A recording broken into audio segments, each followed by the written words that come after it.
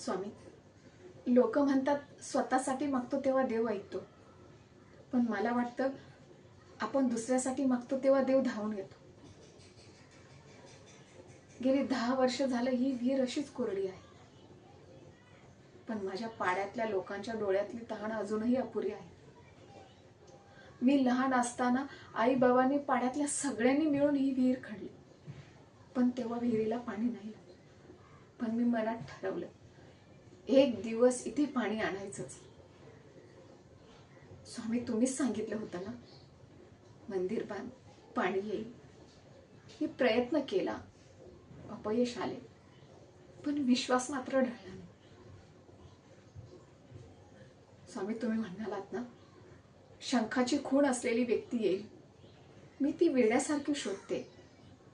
लोक माझ्यावर हसतात, पण मला माहितीये, हा वेडेपणा नाही तर ही भक्ती आहे.